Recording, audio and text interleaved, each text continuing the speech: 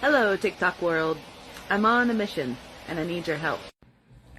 First off, I would encourage you to go and watch the full-length video that I stitched from Luna Ray All Day, who is my TikTok friend who has asked me to participate in a project which the goal is to humanize the 2S LGBTQIA plus community and its members. Yeah, I guess I'll tell you a little about myself. My name is Chanda. I'm 32 years old. I'm non-binary. I go by they, them pronouns, which I'm still getting used to because I've always known how I feel, but I didn't know that there was a word for it or that there were other people like me. I've never felt like a girl. I've always hated dresses. Before I could even talk, if I was put in a dress, I would strip it off and immediately run away or find something like grease, because my dad was a mechanic, to roll around in, or dirt to destroy said dress so I would never have to wear it again. I was always a tomboy. I loved any and every sport. I was always playing sports, skateboarding, soccer. I actually played on an all-boys soccer leagues, and it was a lot of fun because they would get really mad, like so mad they couldn't see straight because they couldn't catch me or beat me. My goal in life has always been to accomplish every single thing that anyone said that I couldn't do. Usually because I'm a girl. And I'd show them and no one would ever say that I did anything like a girl again. I always wore my hair in a tight ponytail, like slicked back out of my face, because I hated my hair. I wanted to cut it off, but my mom wouldn't let me. For a long time, I wanted to be a boy because I thought that's what I should be in order to justify my feelings. I was raised Church of God, Pentecostal, evangelical, so naturally I was taught that I was an abomination, and I pretty much hated myself. So I felt like if I were a boy, then it would be okay that I had crushes on girls, and that I didn't like boys. I never had crushes on boys, it was always girls. So when I got to the typical age where you like people, it was always girls that I liked. And I tried so hard to be different. I tried to repress it. I tried to change myself, but it wasn't something that could be changed. I sang in church. I preached in church. Prophets from all over, every different church that we would go to would say the same thing to me or my mom. Many are called, few are chosen, and you were chosen. So you can imagine that it would be difficult growing up with that in your head, that you're an abomination, that you're a sin, that you're a mistake, but you're also chosen by God. So that never really made a whole lot of sense to me. I had panic attacks from a young age because the hellfire, brimstone, teachings, and, being afraid of the rapture. Thanks a lot, Tim LaHaye. I'm also from Appalachia, which I'm incredibly proud of, but has a ton of stigmas all its own toward the region and the people living there.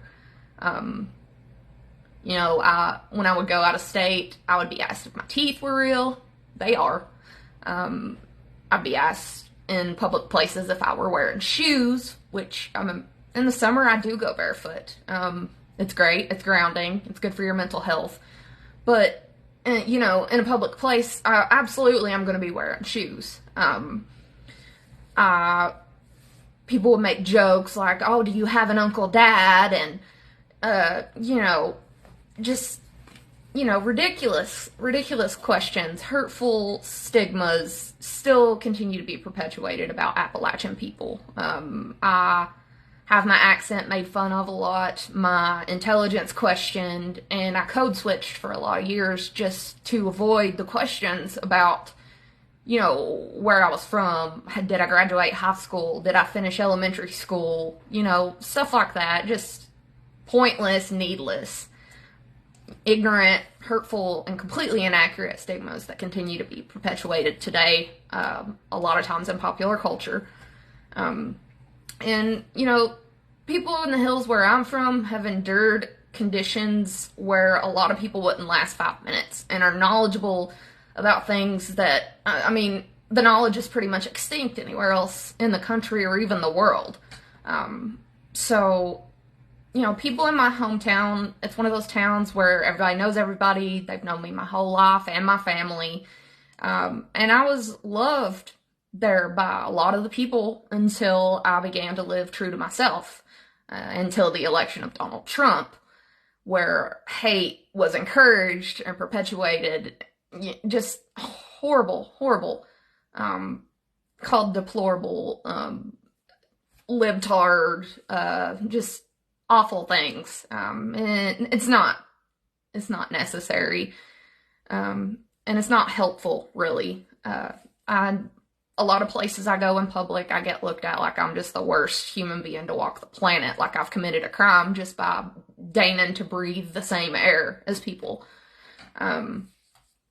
You know, much like Appalachians, the 2S LGBTQIA plus community has stigmas all its own that are also ignorant, hurtful, and completely untrue.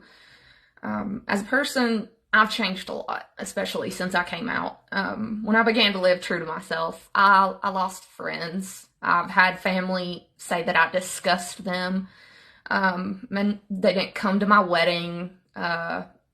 You know, people that have been in my life my entire life and claim to love me unconditionally, but, you know, that's not unconditional. I've been married to the love of my life, going on 6 years. And we've been together for 7. We're faithful to each other. We're soulmates. We never fight. We tackle every problem together head on. We're literally the same person. We've been through hell in the years we've been together, but we come out the end stronger because of it.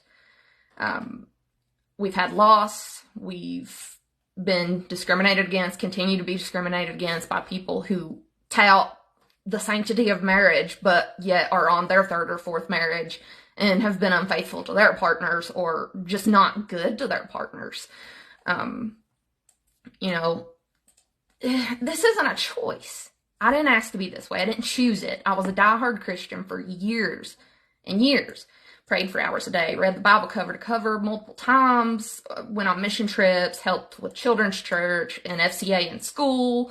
You know, I tried every way, repressed myself for years just to be different, to fix myself. I suffered with and continue to suffer with depression, anxiety.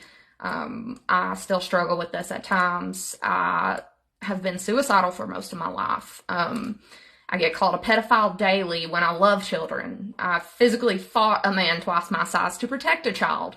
And I would do it again. I absolutely would never hurt a child.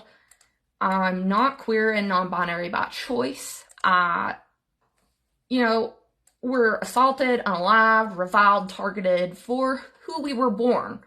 We are born this way. There's nothing I could ever do to change it because I have tried. I love people. I love animals. I'm a vegetarian. I'm an activist for all sorts of marginalized groups. I love music, sing and play guitar. I love writing, mainly poetry. I love to read about anything and everything. I encourage everyone to read. I've always stood up to bullies and fought for what is right, and I continue to do so. I may not prescribe to your beliefs or live in accordance to your religion, but I will fight to the death for your right to have your beliefs and to speak your truth, as long as it isn't hurting anybody else. I'm a human being, and one day I hope I will be afforded that same courtesy. The only way to fight hate is with knowledge, because hate is rooted in ignorance. When we know better, we do better. So keep fighting the good fight, my friends. I'm happy to answer any questions that anybody may have about me. And I'm always happy to make new friends. So have a great day.